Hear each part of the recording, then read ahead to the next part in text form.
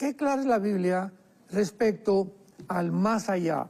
No podemos especular, ni teorizar, ni hipotetizar con tradiciones y que yo creo y que esto y que el otro, y que hay comunicación con los espíritus de los muertos, cosas que son completamente condenadas por la palabra de Dios, porque toda sesión de médiums o de personas que quieran tener comunicación con los muertos a través de un médium, están comunicándose con espíritus demoníacos que los están enseñando. Entonces, al morir, concluimos, ¿verdad? El espíritu y el alma se salen, el cuerpo se cae en la tumba, o a lo mejor te creman, o a cuántos santos no quemaron en la hoguera en los primeros siglos de la época cristiana. No importa lo que al cuerpo le pueda pasar. Mateo capítulo 10, Cristo lo dijo, lo importante es el alma y el espíritu que tú y yo tenemos dentro, que al morir se salen de nosotros y van o a la presencia ya de Cristo en nuestros días, a la presencia de Dios, o si tú mueres sin Cristo, desciendes al Hades, porque el infierno todavía se encuentra en el centro de la tierra. ¿Quién nos puede hablar de la muerte y de la vida después de la vida más que Jesucristo?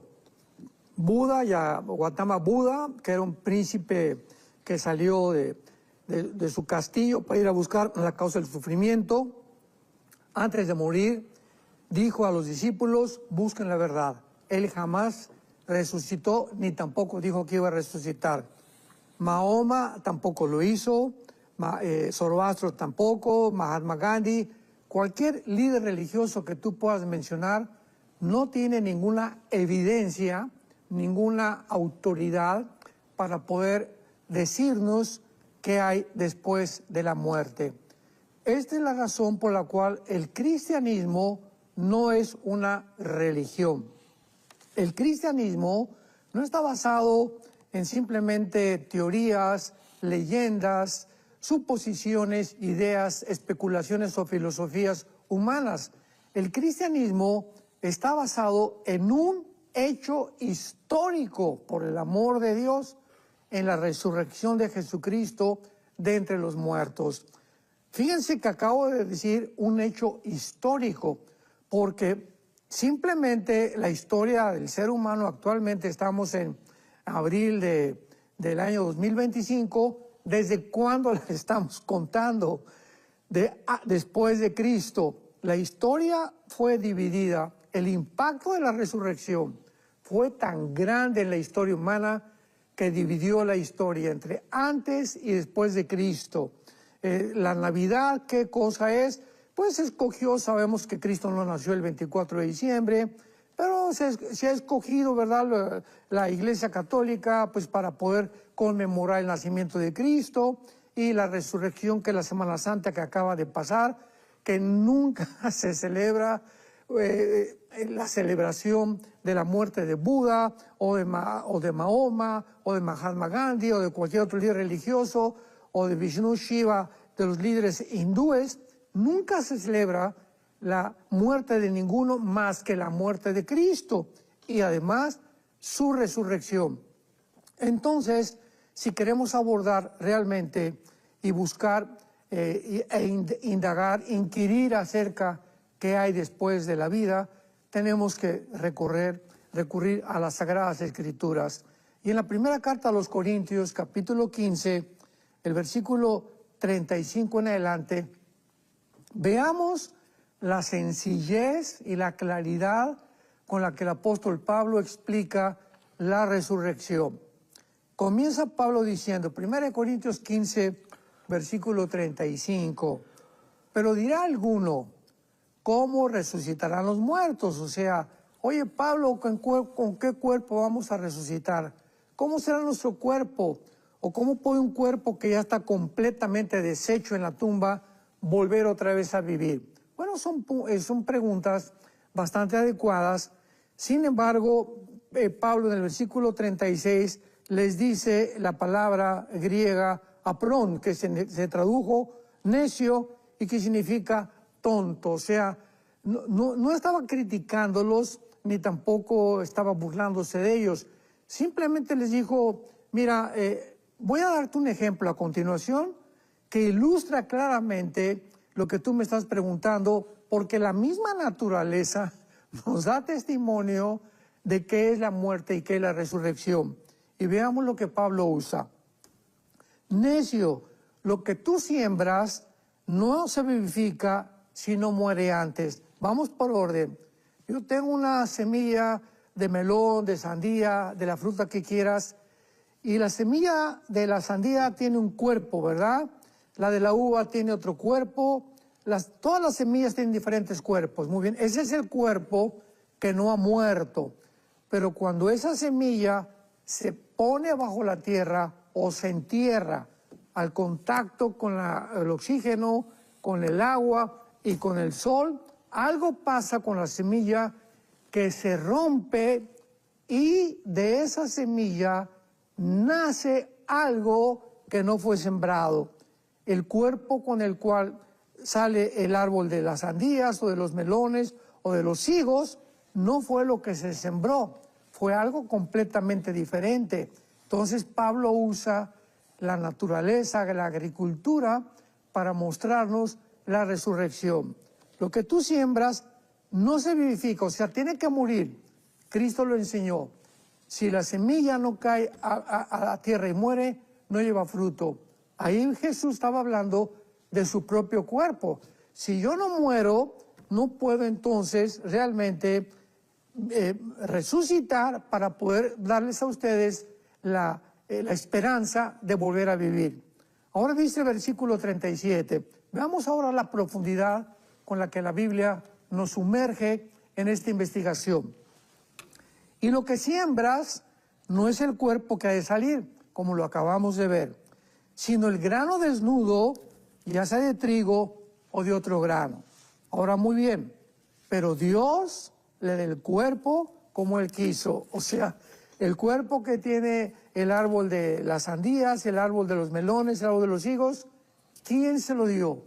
¿Quién hizo esa transformación entre la semilla y el potencial que había dentro de esa semilla, que nadie se imagina, que escondía un cuerpo completamente diferente al que iba a resucitar? Lo mismo pasa con nosotros. De un esperma de mi papá, microscópico, y el óvulo de mi mamá, se juntan los cromosomas, los 36 cromosomas, y ahí se encuentra en el esperma de mi papá y en el óvulo de mi mamá toda la información del cuerpo que tenemos. Cuando se juntaron el esperma de mi papá y el óvulo de mi mamá, nunca sabíamos lo que iba a nacer, pero ahí estaba el color de mis ojos, de mi pelo, de tu pelo, la estatura, absolutamente todo potencialmente, genéticamente ya programado por ¿quién? Dice la Biblia, Dios le da el cuerpo como Él quiso. El cuerpo que tú tienes es el cuerpo que Dios te dio y el cuerpo que yo tengo es el que Dios me dio. Ahora muy bien, y dice la Biblia, y a cada semilla su propio cuerpo. La uva tiene un cuerpo, la manzana tiene un cuerpo, la sandía tiene un cuerpo, el melón tiene un cuerpo, ¿correcto? Todas las frutas tienen completamente cuerpos diferentes. Ahora dice, y no toda carne es la misma carne. Observemos esto. Una carne es la de los hombres, o sea, nuestro cuerpo está diseñado para vivir de las plantas, para comer de las frutas, para mantenerse del agua, del oxígeno, que el oxígeno que respiramos es una mezcla perfecta de gases con el 85% de nitrógeno, oxígeno y otros gases. Es el cuerpo que Dios nos diseñó para habitar aquí en la Tierra, no en Marte. Por favor, Elon Musk, si estás oyendo esta conferencia, pon atención. No vamos a habitar nunca en Marte, ni en la Luna, ni en ningún otro planeta, porque aquí fue el planeta que Dios diseñó para que nuestro cuerpo se adaptara a este planeta y aquí viviéramos temporalmente. Ahora bien, otra carne es la de las bestias. Los cuerpos de los chivos, de las cabras, tienen pezuñas especiales para escalar los montes.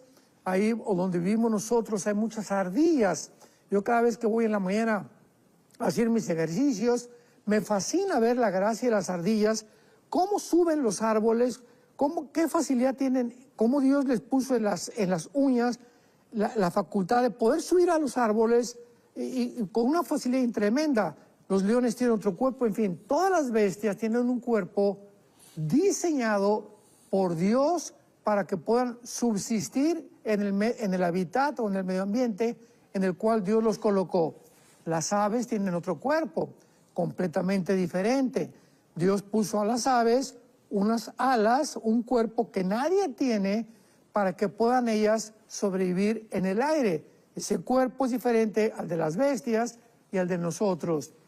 Y finalmente, Dios también puso el cuerpo de los peces. ¿Quiénes son los peces? Bueno, ¿verdad? Viven dentro del agua con un sistema branquial que les permite subsistir dentro del agua sin que nosotros lo podamos hacer. Nosotros tenemos que bajar dentro del mar o dentro del agua con aparatos con oxígeno porque nuestro cuerpo no fue diseñado por Dios para vivir dentro del agua. Y al terminar, Pablo nos dice algo muy interesante. Versículo 40. Pero también hay cuerpos celestiales. Se refiere a los cuerpos de los ángeles. Y esto es muy interesante porque la Biblia nos revela que cuando los ángeles han bajado aquí al mundo, traspasando el espacio y el tiempo de nuestra dimensión física, cósmica, dentro de la cual vivimos, los ángeles tienen un cuerpo que se adapta a las condiciones de nuestro cuerpo y además come lo que nosotros comemos. Génesis capítulo 18. Bajó Dios el Padre. Dios el Padre bajó en Génesis 18 acompañado con 2 ángeles a visitar a Abraham y a Sara. Bueno, pues Abraham lee el capítulo 18 del Génesis, lo recibieron ahí y Sara fue a cocinarles inmediatamente un chivito, un cabrito, no sé, pero Dios el Padre se sienta con los ángeles a comer lo que estaba comiendo Abraham y Sara. Cristo también cuando resucita, recordamos que en el camino a Maús se encuentra con 2 discípulos y se sienta a comer con ellos, con el cuerpo resucitado, miel y un pescado. O sea, los cuerpos de los ángeles pueden vivir en una dimensión en la que nosotros no podemos vivir, pero también se adaptan a esta dimensión. Son cuerpos completamente perfeccionados por Dios. Y dice Cristo, ¿verdad?, claramente que por eso es diferente la forma en la que vamos a resucitar. Nos vamos a morir, ¿verdad? El cuerpo se va a deshacer. ¿Y cómo vamos a resucitar? Con un cuerpo completamente glorificado, semejante al cuerpo de Jesucristo.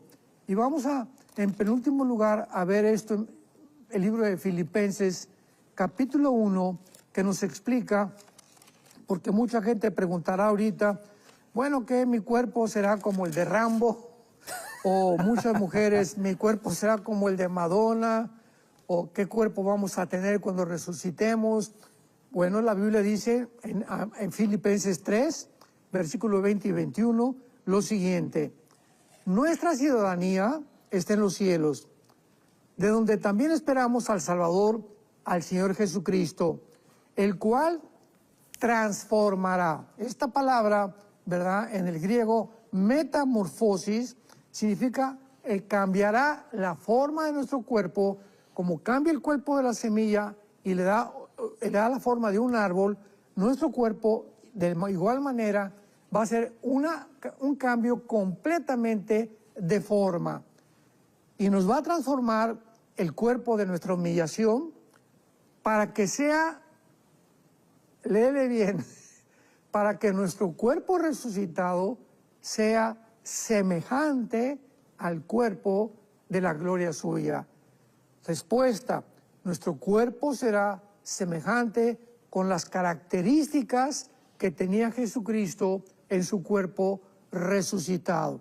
En primer lugar, no tenía sangre, ya no vamos a tener sangre, vamos a poder seguir comiendo, vamos a poder atravesar la materia física nuestra composición atómica y celular será completamente diferente, y las leyes cósmicas de la gravitación, etcétera, etcétera. Cuando Cristo resucitó, 50 días después subió al cielo, la ley de la gravitación que opera en nosotros no operó en él, y él fue traspasando y violando las leyes físicas, ascendió al tercer cielo con su Padre.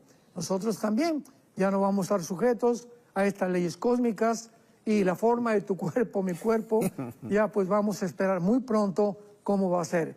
Pero estas serán las características que tendremos con el cuerpo resucitado. El capítulo 16 del Evangelio de Lucas, donde Cristo narra la historia de un hombre que era rico, ¿verdad? Y el mendigo que estaba a la puerta comiendo lo que el rico aventaba de su mesa. Mueren los dos, y uno está de un lado del Hades y el otro está del otro lado. Pero la Biblia nos muestra en el versículo 23, y estando en el Hades, o sea, en el centro de la tierra, que estaba antes de la resurrección de Jesucristo, Cristo no había resucitado, repito, tanto los muertos o los espíritus malos como los buenos estaban en el mismo lugar, en el Sheol o el Hades, en el centro de la tierra. Pero hay una división donde de un lado estaba el infierno o los condenados, y de otro lado el paraíso o el seno de Abraham. Entonces, estando en el Hades, alzó sus ojos el que estaba en el lado del infierno, estando en tormentos. Veamos algo. Al morir, pues este hombre, todos los gusanos nos comen los ojos, ¿verdad? Nos comen el cerebro, o sea, nuestro cuerpo es deshecho. Ya sea que te ahogues, que te queme, no importa. Entonces, ¿cómo es posible que después de la muerte mantengamos todavía la vista, la voz, la conciencia? Esto nos muestra claramente la conciencia después de la muerte, que la Biblia de una forma inequívoca nos asegura. Estando en el infierno, alzó sus ojos, o sea, los ojos espirituales que ahorita nos permiten ver la palabra de Dios, y la mente, que tenemos la mente de Cristo. 1 Corintios 2, tenemos la mente de Cristo, que nos permite pensar con la mente de Dios ya, para poder entender sus pensamientos. No pueden nunca morir, porque por eso se llama los ojos, la mente y los oídos espirituales. Alzó sus ojos y vio de lejos a Abraham. Versículo 24, dando voces dijo, en el infierno las personas que están ahí tienen cuerdas vocales, no como las que tenemos ahorita, pero van a poder comunicarse, van a poder ver, van a poder comunicarse. Dice el versículo 24, que le rogó a Abraham, envía a Lázaro para que moje mi lengua. Van a sufrir, van a experimentar, van a tener conciencia. Conciencia es la palabra ciencia, conocimiento con dentro, el conocimiento interno que Dios puso en el ser humano, que nunca va a morir. La conciencia espiritual. Qué importante es que mientras vivamos no cautericemos la conciencia, como dice el apóstol Pedro, porque hay personas que han cauterizado su conciencia a tal grado que ya eliminan toda sensibilidad y se convierten en bestias, se convierten en robots, se convierten en criminales, y como los nazis, ¿verdad? Hay otros ejemplos más que podemos mencionar en la historia. Pero también en el infierno, dice la Biblia, Abraham le dijo, hijo, acuérdate que recibiste tus bienes. En el infierno tienen ojos, pueden comunicarse, tienen conciencia y tienen memoria. Le dice a Abraham, recuerda, en tu vida van a recordar las cosas que hicieron malas durante su vida. Y finalmente, este hombre condenado le dice a Abraham, por favor, ve allá arriba, ¿verdad? Vete allá a San José, Costa Rica, y dile a mi familia que por favor crean realmente que se les aparezca un ángel o que algo sobrenatural suceda para que no bajen donde yo me encuentro. Y entonces Abraham le dijo a Moisés y a los profetas óiganlo. Entonces este hombre condenado finalmente le dice a Abraham, no a Abraham, porque si alguno fuere de entre ellos, entre los muertos, se arrepentirán. En otras palabras, si mi abuelita, mi papá o mi hermano ven a alguien que se pare de una silla de ruedas o ven a alguien que resucite, se van a convertir. Y Abraham le contesta, no, la conversión no es por la vista, es por el oído, porque la fe es por el oír, no es por el ver, y el oír es por la palabra de Dios. Romanos capítulo 10. Entonces, qué importante es que nosotros entendamos que la conversión, la transformación espiritual es a través de oír la palabra de Dios. Porque el Espíritu dice claramente que en los últimos tiempos muchos apostatarán de la fe escuchando a espíritus inmundos, a espíritus demoníacos. Había también otro caso, ¿verdad? De otra persona que dijo que ella cuando era niña había soñado que había nacido en el siglo XVIII y que además cuando ella creció y fue a ese lugar, ella supo que ella había estado ya ahí. O sea, hay muchas experiencias paranormales que mucha gente cree que realmente vivimos antes o que nos hemos adelantado en el futuro. Sin embargo, cuando le preguntaron a esta muchacha que quién le había dicho eso, dijo que se le había aparecido un espíritu. Entonces un cristiano le preguntó, ¿y qué tipo de espíritu era? Porque hay espíritus buenos y hay espíritus malos. Y la muchacha le contestó, un espíritu bueno. Y ella le contestó con las palabras del apóstol Pablo en segunda carta a los Corintios capítulo 11, porque también el diablo se disfraza de ángel de luz. Tenemos alrededor del mundo físico cantidad de enigmas, cantidad de misterios, cantidad de especulaciones, que apariciones, que se aparece una virgencita en un árbol, movimientos en el cielo completamente extraños como los famosos drones que aparecieron hace algunos 2 o 3 meses, o de que a alguien se le apareció un ángel o un santo o una virgen, etcétera, etcétera. Y todas estas cosas que oímos alrededor es porque no conocemos lo que la Biblia nos revela acerca del mundo espiritual que está a nuestro alrededor. Porque estamos rodeados de una dimensión espiritual que es mucho más real que nosotros que vivimos. Veamos, por ejemplo, en el Antiguo Testamento a dónde iban los muertos. Hay una palabra en el hebreo que se llama Sheol, que se menciona a más de 75 veces en el Antiguo Testamento. Y este Sheol era un lugar donde todos los espíritus, tanto los buenos como los malos, descendían al centro de la tierra. Recuerden esto, al centro de la tierra, no de Marte, no de Plutón, no de un planeta, al centro donde tú y yo estamos pisando en este momento. Y este lugar del Sheol se tradujo el lugar de la sepultura o el lugar de los muertos. Esta era toda la revelación que tenían en el Antiguo Testamento después de la vida. Viene el Señor Jesucristo y entonces Él nos corre las cortinas porque la última revelación la trajo Él.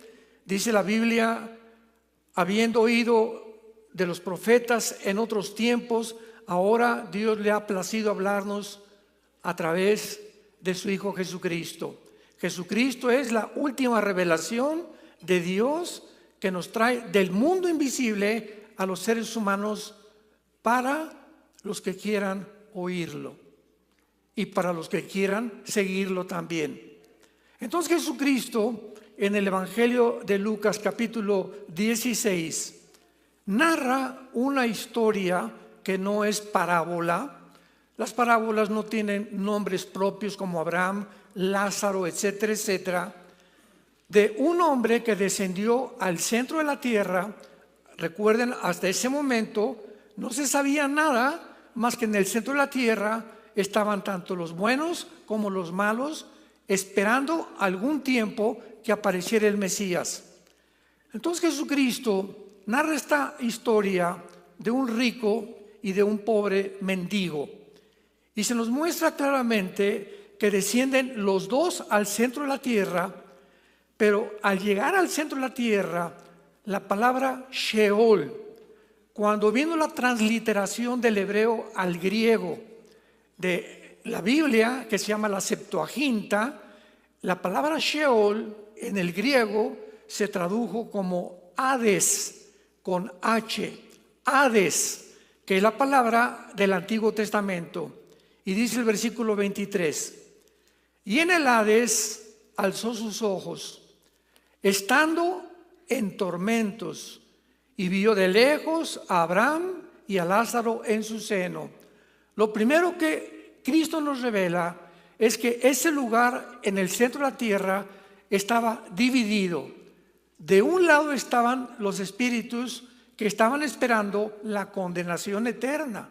No habían sido lanzados al infierno todavía. Y del lado derecho estaban lo que se llaman el paraíso o el seno de Abraham. Pero los que estaban del lado izquierdo podían ver a los que estaban del lado derecho, en el lado del paraíso, pero no podían pasar al otro lado. No había escaleras ni ningún otro medio para poder pasarse al paraíso, desde luego, porque estaban condenados. Y lo primero que se nos revela es que los que estaban en el lado del paraíso, del Hades, o lo que se llama el infierno, Gena en el griego, dice la Biblia, estaban en tormentos. O sea, el infierno es un lugar real. La gente se puede burlar, puede decir lo que quiera, puedes ahorita mascar chicle y decirte pues estas cosas son tonterías. Jesucristo es la revelación de Dios. Y lo que Él dijo es absolutamente cierto. Estaba en tormentos. Y entonces los que estaban del lado izquierdo gritaron, o esta persona en particular, ten misericordia de mí y envía a Lázaro para que moje la punta de su dedo en agua.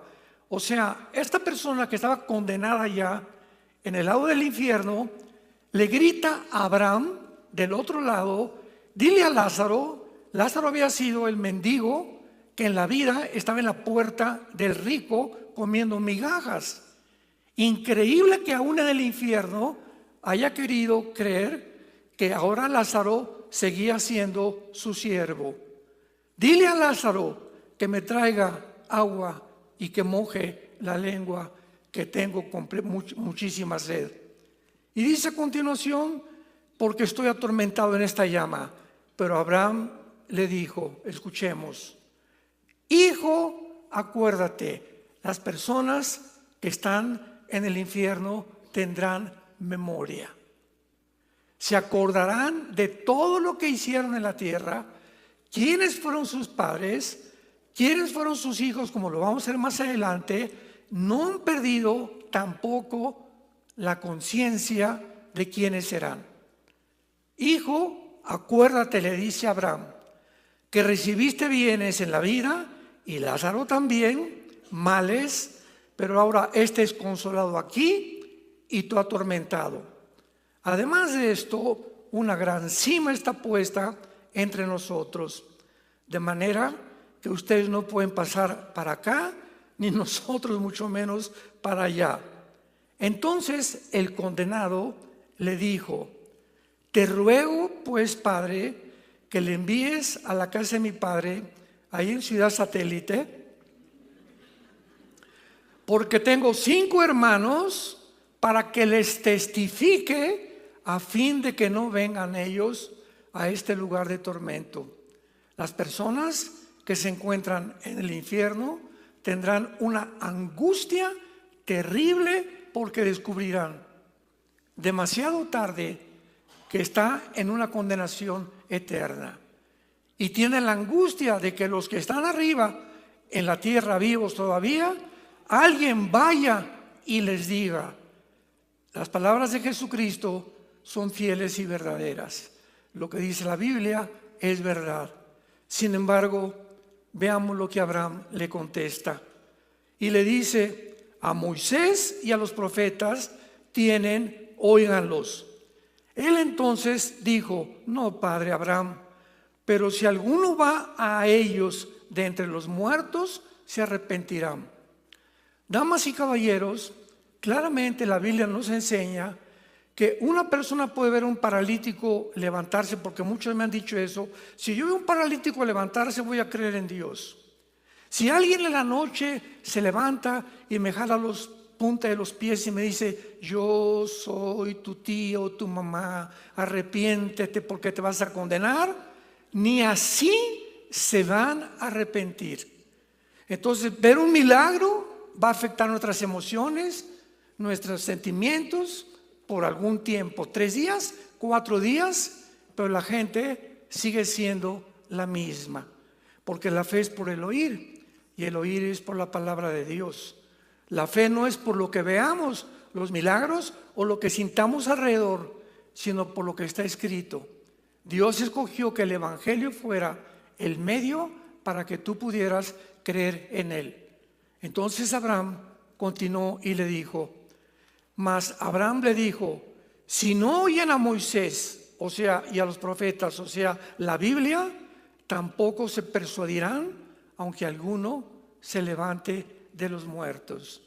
Entonces, qué tristeza es que mucha gente esté esperando ver milagros para convertirse, o tratar de creer que a través de un efecto sobrenatural ellos podrán considerar, tal vez, creer en Dios por algún tiempo. Y esto es algo que es terrible. También tenemos la famosa reencarnación, que es una doctrina hindú.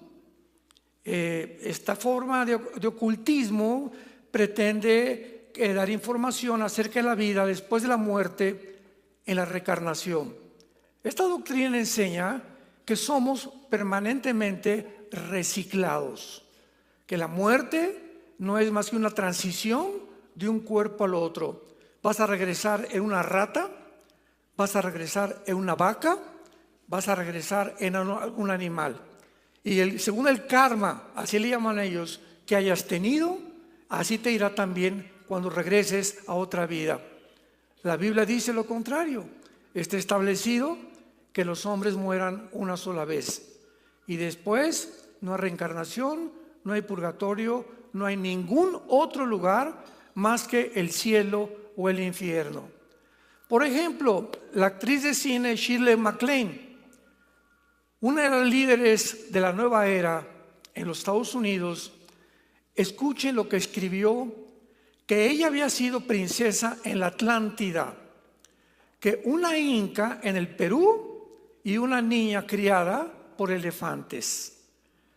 Una mujer también contó, ¿verdad?, que esas aparentes experiencias que había tenido Shirley MacLaine no eran más que el objeto de que ella invocaba a los muertos, que sus espíritus le habían hecho creer que había existido anteriormente. Y ahora hay una tercera experiencia también con la muerte, y esta es real, que Dios ha permitido que muchos seres humanos la tengan. Yo tuve una pariente, una tía de nosotros que murió, y me acuerdo que nos contó que cuando ella estaba en el quirófano, que ya estaban a punto de decir, ¿verdad?, ya se va a morir, se salió de su cuerpo. Y dice: yo me vi en el cuerpo, vi lo que estaban platicando los médicos, oí cuando se cayeron las pinzas, y cuando regresé a mi cuerpo, porque no me morí, les conté a los médicos lo que ellos platicaron y me creyeron que era algo sobrenatural. En otras palabras, la Biblia dice que somos espíritu, tenemos un alma y vivimos dentro de un cuerpo. El cuerpo es la botella, es el envase donde tu alma y tu espíritu residen. Y cuando morimos, el alma y el espíritu se salen de nuestro cuerpo. Tu cuerpo lo pueden cremar, lo pueden comerse los tiburones, te pueden morir en un incendio, te pueden enterrar. El cuerpo ya queda completamente bajo la ley de la entropía que mencionamos físicamente, o sea, de la descomposición. Pero el alma y el espíritu son eternos, tanto para los condenados como para aquellos que creyeron en Jesús.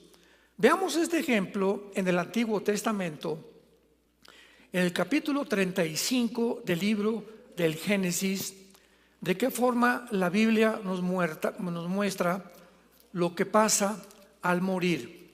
Y dice así, capítulo 35 del Génesis, y vemos de qué forma se mencionan las dos cosas o los dos elementos más precisamente que componen al ser humano. Versículo 18. Aconteció que al salírsele el alma, pues murió, llamó su nombre Benoni, mas su padre lo llamó Benjamín. Al salírsele el alma, murió. La palabra alma, a los que les interese apuntarla, en el hebreo, es la palabra con P de Pedro, de Samuel, psuche, que en el hebreo se pronuncia suje, porque la CH se pronuncia en hebreo como J. Entonces, etimológicamente, hay una palabra hebrea para el alma que nos muestra que es diferente al espíritu. O sea, el alma y el espíritu son dos cosas completamente diferentes. Veámoslo en el versículo 20 del mismo capítulo. Y exhaló Isaac el espíritu y murió, y fue recogido a su pueblo, viejo y lleno de días, y lo sepultaron Esaú y Jacob sus hijos. La palabra para espíritu en el hebreo es la palabra que es ruach, que se escribe ruach con CH, pero repito, se pronuncia como J, ruach. Ruach el Kadosh, Dios, Jesús, el Espíritu. Entonces, esta palabra ruach y esta palabra suche etimológicamente son diferentes, dándonos a entender que el alma y el espíritu son dos elementos diferentes.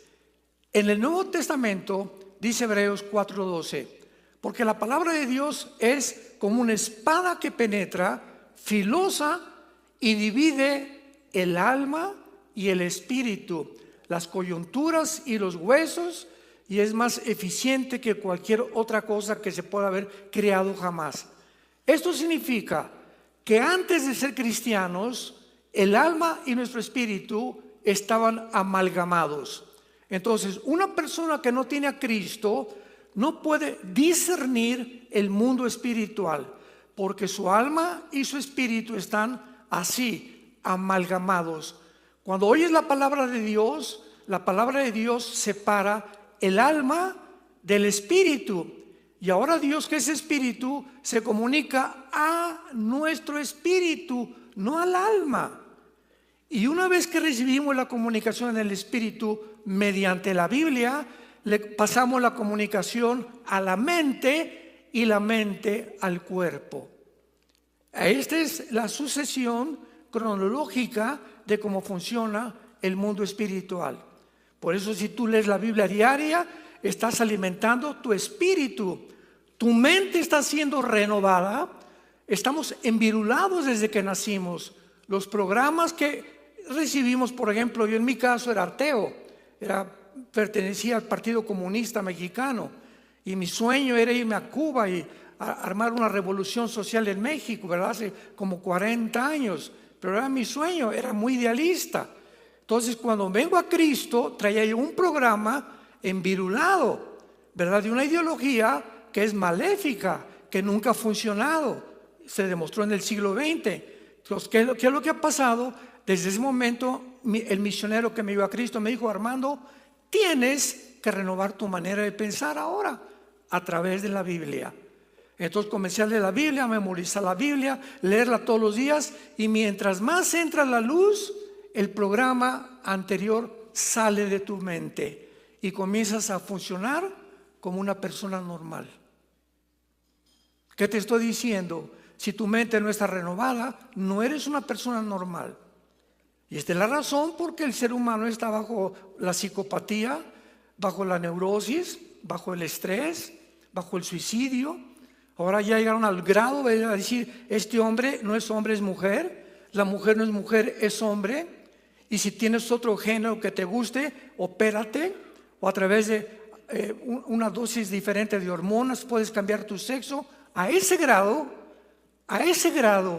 de descomposición y de locura ha llegado el ser humano, porque su alma y su espíritu están completamente mezclados y no disciernen entre el bien y entre el mal. Para ellos es igual cambiarme de sexo, aunque mi genética y mi biología me dice soy hombre porque tengo el cromosoma Y, entonces mi mente me dice es que no eres lo que tú eres. Viene el conflicto entre la mente y entre la genética, y el 65% de las personas que se han operado de transgénero, de acuerdo a la Asociación de Psiquiatría de Los Ángeles, se han suicidado. El 65% de las personas que han querido cambiar de sexo se quitan la vida. Llega un momento en que están tan locos que ya no saben lo que son. Y es un ataque satánico, devastador.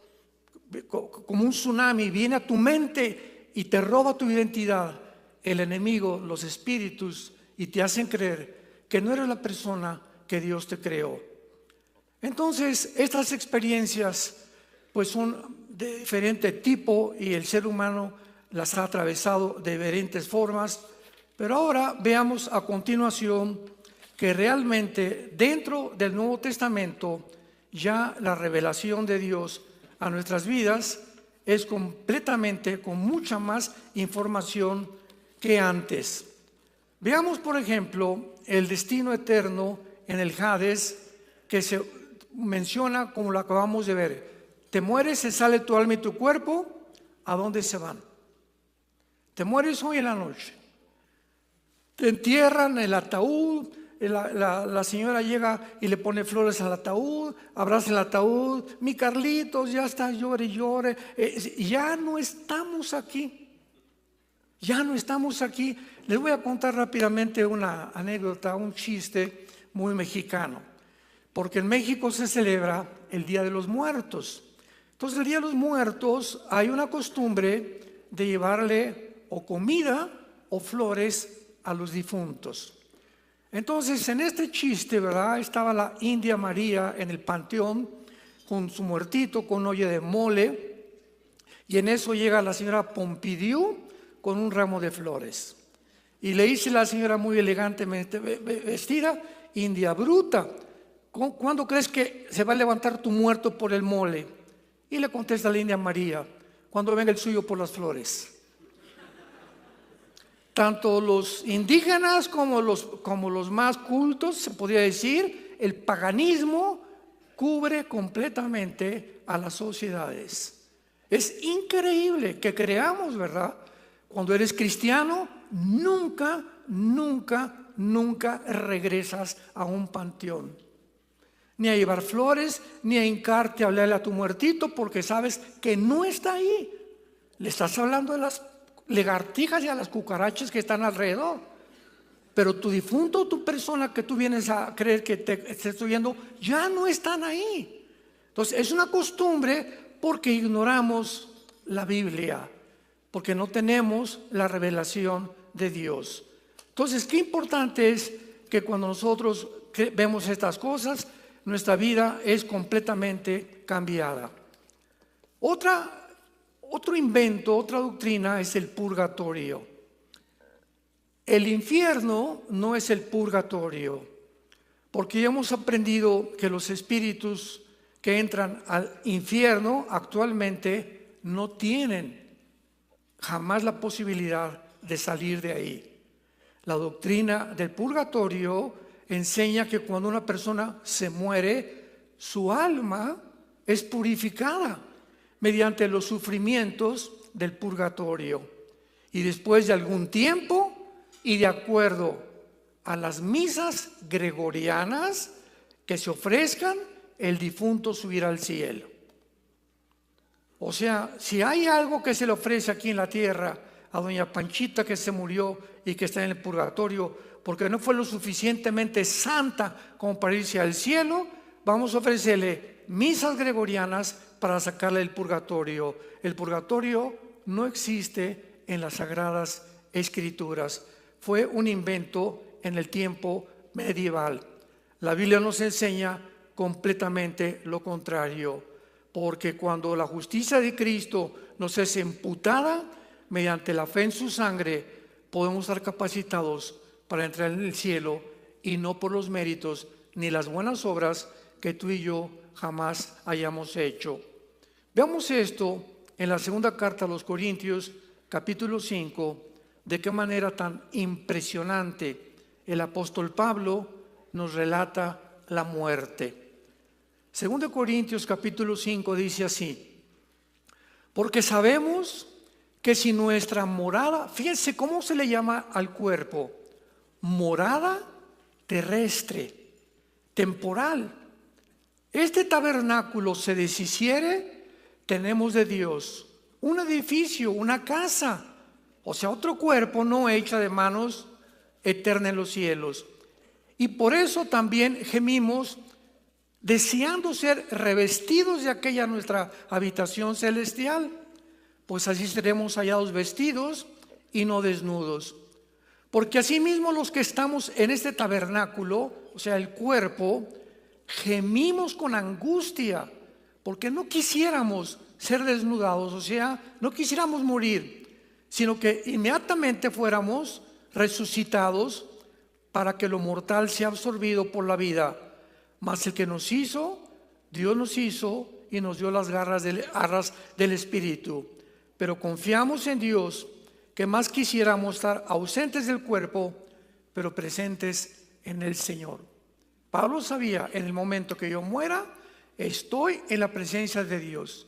No voy a ningún lugar intermedio, no hay limbo para los niños, no hay purgatorio, es directamente a la presencia de Dios. Ahora, si tú mueres hoy en la noche, tu alma, tu espíritu se van directamente al cielo. Los ángeles nos vienen a recoger en el momento en que cerramos los ojos y se dictamina la muerte total.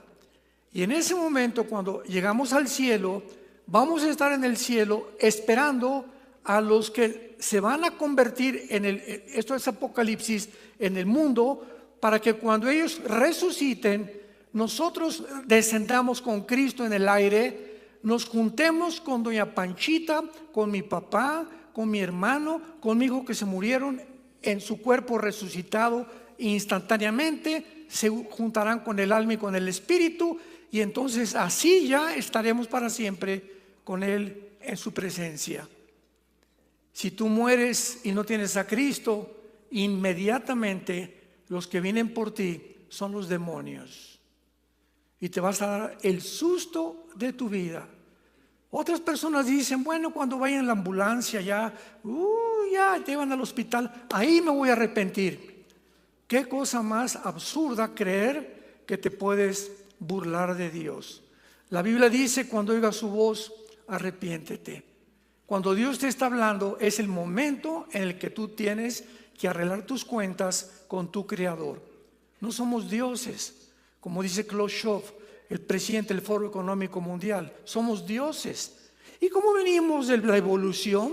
Pues tenemos la tecnología y la genética en el siglo XXI para poder evolucionarnos a una mejor criatura. Y su secretario, un judío llamado Noah Harari, le dice a Klaus Schwab, director del Foro Económico Mundial, pues sabes una cosa, vamos a crear una superraza. Los mismos demonios que tenía el nazismo de crear una superraza aria no han muerto. El ser humano sigue creyendo que podemos nosotros mejorar nuestro estado sin Dios, porque somos dioses y tenemos tecnología para poder realizarlo. Veamos ahora y contestemos otra pregunta tan importante. ¿Realmente al morir tenemos conciencia? Porque pues hay muchas teorías que si te mueres el cuerpo está dormido. Porque Jesús dijo en Juan 11, Lázaro duerme, no está muerto. Entonces usó la palabra dormir, pero esto lo hizo Jesús con la siguiente razón.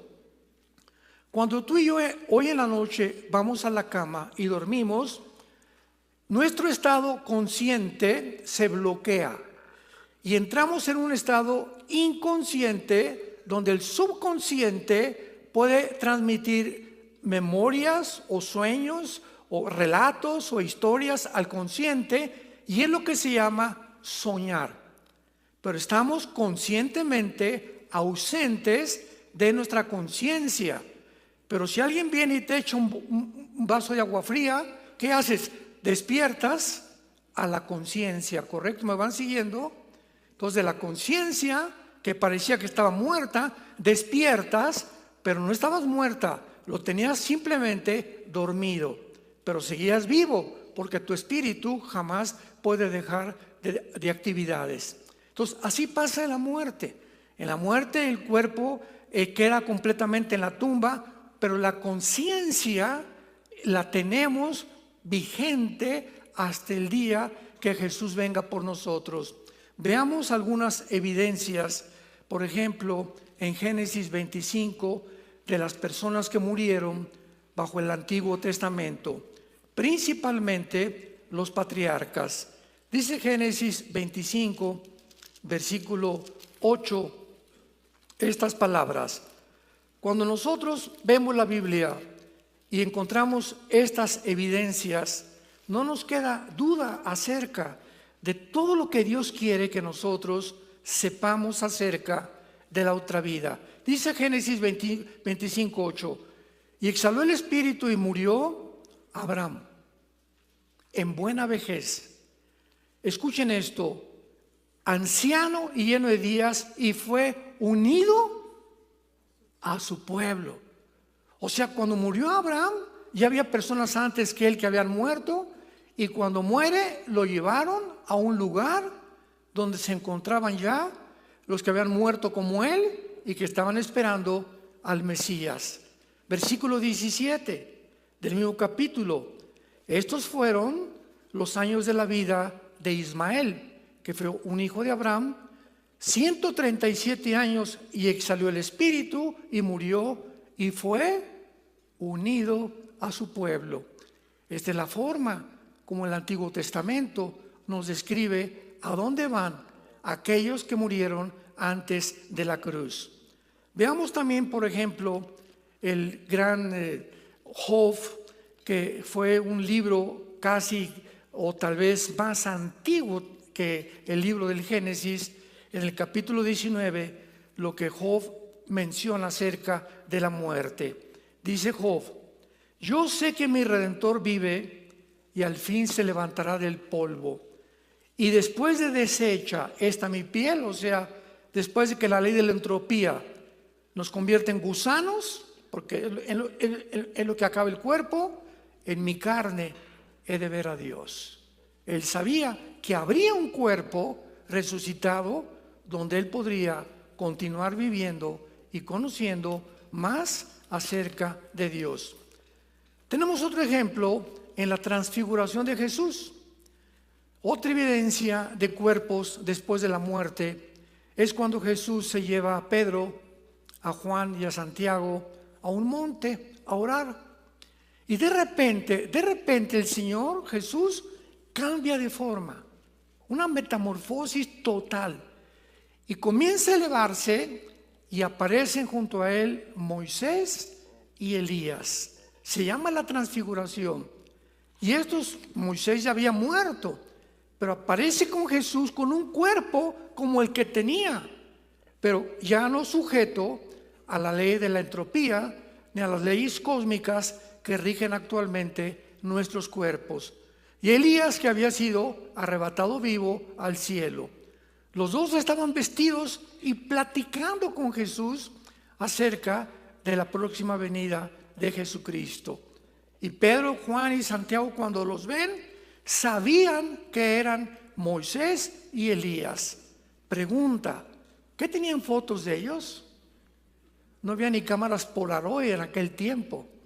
No había ningún retrato de ellos, porque ya Moisés estaba completamente transfigurado, cambiado de forma, igual que Elías con Jesucristo, pero los apóstoles les dio Dios lo que se llama la percepción espiritual. O sea, aunque no habían visto fotos, sabían que era Moisés y que era Elías. ¿Qué nos enseña esto? Que cuando lleguemos al cielo, tú vas a ver y vas a saber, ese es Adán, ese es Pablo, aunque nunca los hayamos conocido. O sea, por la percepción espiritual, vas a ver a tu abuelita, hola, mi Conchita, véngase para acá, y la vas a ver avisar, pero no va a estar viejita, va a estar con cuerpo de joven. Así que la familia va a ser completamente transformada en el cielo a comparación de nosotros. Entonces, esto es otro de los ejemplos tremendos. Ahora vayamos a la primera carta a los Corintios en el Nuevo Testamento y veamos las leyes de la resurrección. Mucha gente le comenzó a preguntar a Pablo, oye Pablo, ¿y los muertos cómo resucitan? No tenían la información que tú y yo tenemos porque la Biblia ya está completa.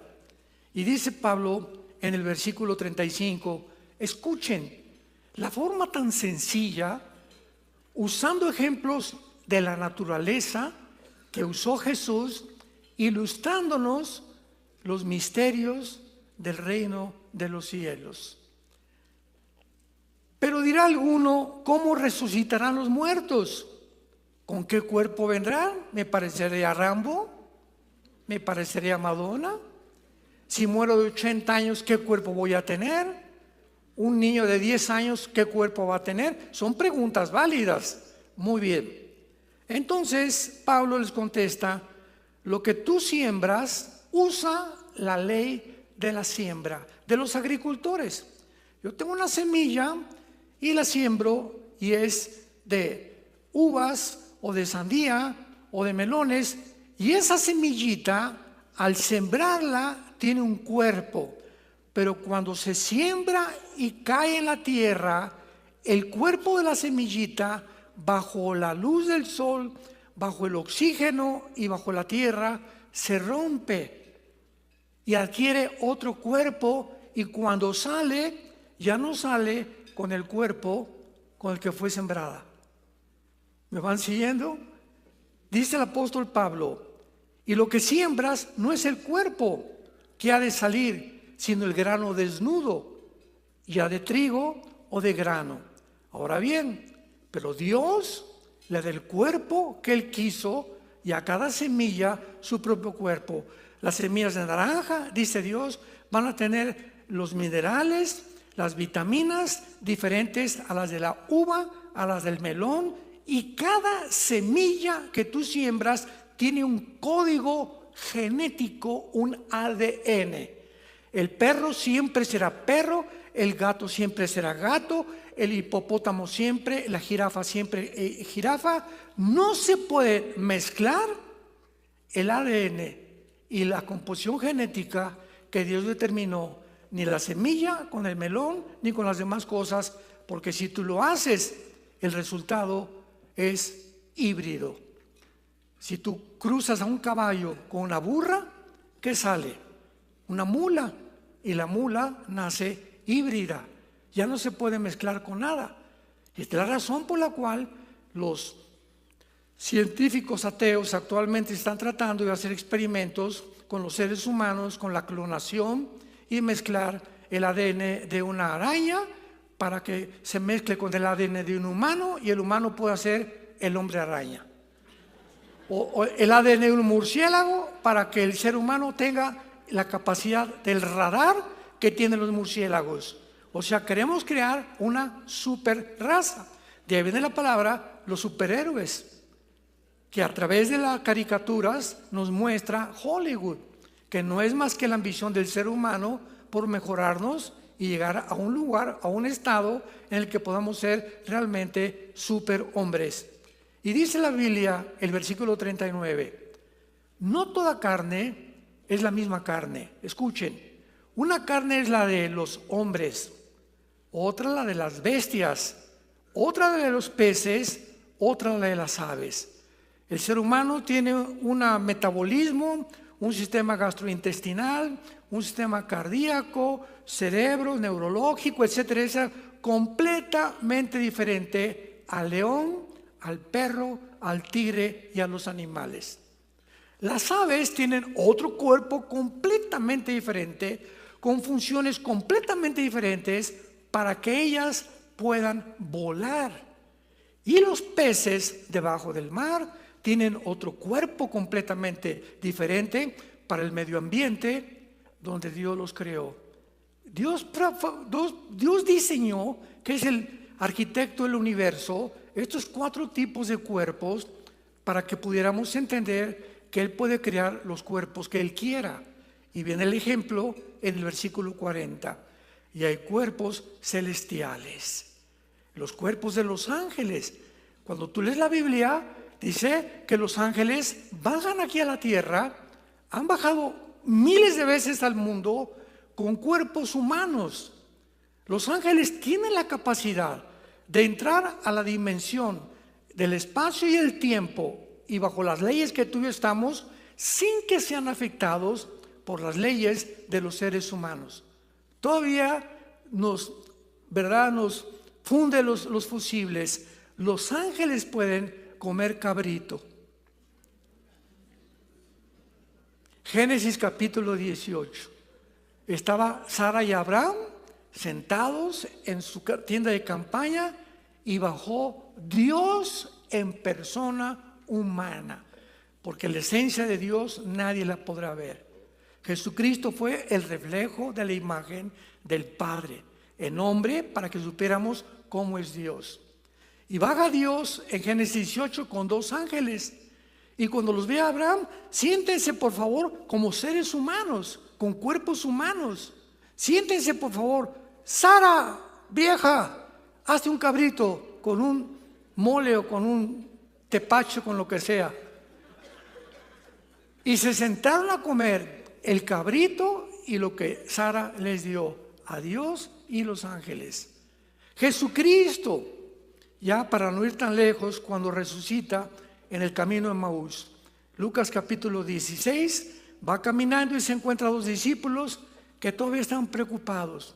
Y les dice Jesús: ¿por qué están preocupados? Es que ese hombre Galileo, el que decía el Mesías, lo crucificaron y no sabemos ya qué va a pasar. Y en ese momento Jesús les dice: ¿a dónde van? Y le contestan: vamos a comer. Y Jesús se sienta con su cuerpo nuevo, resucitado, glorificado, a comer miel y pez con los seres humanos. Entonces, el tipo que vamos a tener de intestino será completamente diferente, porque ahorita la sangre es la vida de la carne. En la sangre encuentras cualquier cosa que puedas tú tener de enfermedades, pero cuando Cristo derramó toda su sangre, nuestros cuerpos serán sin sangre, pero tendremos la capacidad de traspasar la materia. Las leyes de la gravitación no nos afectarán. Entraremos a otra dimensión en este planeta cuando sea restaurado, si tú estás esperándolo a Él. Entonces, esto es increíble, porque la resurrección de los muertos, Dios nos promete un cuerpo completamente nuevo y glorificado. Ahora bien, hay personas que me he encontrado en debates que he tenido en el radio y en la televisión, y me han dicho: bueno, es que la resurrección de Cristo, ¿cómo es posible que? Es más, me dijo una vez una persona, me reservo su nombre, bastante letrado, bastante con 2 o 3 certificados, ¿verdad? Y con membresía en la Academia de Filosofía de California, se atrevió a decirme en un debate en el radio: es más, yo ni creo que Cristo resucitó. Así, es más, no creo que ni haya existido. Simplemente le dije: ¿qué hora es? Eran como las 6 de la tarde en ese debate. Y le dije: ¿y qué día es? Y me dice: 16 de mayo de 1988. Y le dije: ¿desde cuándo estamos contando 1988, cabeza de aguacate? ¿Desde cuándo estamos contando la fecha? Y se quedó así. Es tan impactante impactante la vida de Jesucristo que la historia fue dividida antes y después de Cristo. No después de Buda, ni Zoroastro, después de Zoroastro, ni Mahatma Gandhi, ni Mahoma. Es antes y después de Cristo, la historia es contada. Y desde el nacimiento de Adán, que cumplió 930 años en aquella época, el diluvio redujo la capacidad del ser humano para vivir. De Adán a Cristo pasaron 4000 años. Y de Cristo a nuestros días tienen que pasar 2000 años antes de que el Señor regrese por nosotros. ¿Por qué estamos en el año 2025? Parece que se pasaron 25 años. No, simplemente es que el calendario se cambió a gregoriano por el Papa Gregorio en el siglo 3 o 4 después de Cristo. Y entonces al calendario se le agregaron 365 días, se le agregaron 5 días, etcétera, etcétera, más los años bisiestos. Y cuando Cristo dice que murió de 33 años o de 33 a nuestros días contamos la historia, nos equivocamos por 33 años, porque es desde que muere Cristo a nuestros días los 2000 años. O sea que tendríamos que restarle al 2025 aproximadamente 33 años para saber más o menos en qué año realmente estamos en la Biblia. Pero el Señor ya está tocando las puertas y ya viene por nosotros. Y las evidencias y las señales son completamente abundantes por todos lados. En primer lugar, la tumba vacía. El registro del entierro de Cristo, señores apologistas que nos acompañan, historiadores, antropólogos, paleontólogos y que les interesa la historia. Cuando Cristo lo enterraron, estos escritos formaron parte de los Josefo y Plinio, apúntalo, historiadores no cristianos. Josefo y Plinio, al servicio de Roma, que describen la resurrección de Jesucristo. Los historiadores no tenían ninguna razón para dudar de la existencia de las personas en el escenario de su entierro. Entre estas personas se encontraba José de Arimatea, un miembro del Sanedrín, el miembro más importante del concilio de los judíos, que fue el que dio el dinero para que enterraran a Jesucristo. Y cuando Jesucristo resucita, los soldados romanos eran puestos bajo la pena de muerte si podían dejar escapar a un reo condenado a la cruz. Por eso cuando Cristo colgaba en el cielo y en la tierra, los soldados romanos tenían que acercarse a la víctima y tenían como un mazo y le rompían los meniscos de las rodillas para que el crucificado se colgara sobre su cuerpo y se ahogara a través del diafragma. O sea, tenían que asegurarse que si no moría en la cruz, muriera por asfixia. Pero cuando el centurión romano se acerca a Jesús, agarra la espada, y estaba escrito en la Biblia que al Mesías no le podrían romper ningún hueso. Y esto, el centurión romano cumplía las profecías sin ser tampoco cristiano. Y agarra una lanza y atraviesa a Jesús de la izquierda hacia la derecha, o sea, todo completamente. Y el apóstol Juan escribe en su evangelio: cuando me acerqué a la cruz, porque fue el único apóstol al pie de la cruz, con María Magdalena y María, la madre de Jesús. Y Juan escribe: vi salir una gota de agua mezclada con sangre. ¡Qué increíble! Porque ahora, a la luz de la cardiología moderna, cuando se mezcla la sangre con el agua, se llama la ruptura del pericardio. El pericardio es una capa que envuelve el corazón. Y cuando Juan estaba diciendo salió una gota de agua con sangre, él estaba evidenciando con estas palabras que no era cierto que después Jesús se lo llevaron y lo rescataron y no había muerto. Jesús murió científica, médica, en el momento en el que el centurión atravesó su lanza, aunque él ya había muerto anteriormente. Y esto hace a un lado cualquier especulación acerca de que Jesús no había muerto. y que después volvió otra vez a vestirlo y se les apareció a más de 500 personas. Todos los apóstoles y todas las personas después de Cristo testifican lo mismo. Y finalmente vemos nosotros los beneficios de esta realidad. Damas y caballeros, ¿tienes tú la conciencia que vas a morir? La muerte llega, desgraciadamente, muchas veces súbita e inesperadamente. Un cáncer no programado, un accidente ahorita tal vez saliendo a la calle, una bala perdida, un avión que se estrella, un barco que se hunde. Nunca sabemos, nadie, ninguno de nosotros tiene la certeza de cuántos días nos quedan de vida. La Biblia dice, prepárate para encontrarte con tu Dios. Jesucristo murió y pagó por tus pecados en una cruz. Fue crucificado, enterrado y muerto, resucitado a los 3 días, y ahorita se encuentra sentado a la diestra del Padre, viviendo para interceder por nosotros y por todos aquellos que en esta mañana le quisieran entregar sus vidas. Tenemos ahora una provisión de esperanza y un gozo de un descanso futuro. Todo va a pasar. Tus lágrimas, tus sufrimientos, las traiciones que hemos recibido, las persecuciones, todo lo que hayamos padecido en esta vida, dice la Biblia, no es comparable con el gozo que se va a manifestar después de la muerte a los que siguen a Jesucristo. En segundo lugar, nos recuerda que somos residentes temporales. Todo se tiene que acabar. Ahí está toda la gente, amontona y amontona y amontona y amontona dinero, y después se lo dejas a tus hijos, y muchos hijos están diciendo, a ver cuándo se muere el viejo o el padre, como los alacranes, para repartirnos la herencia. Y si tú te mueres y les dejas a tu casa 5 condominios a tus hijos y no les dejas a Jesucristo, los has dejado para que se echen a perder igual que tú.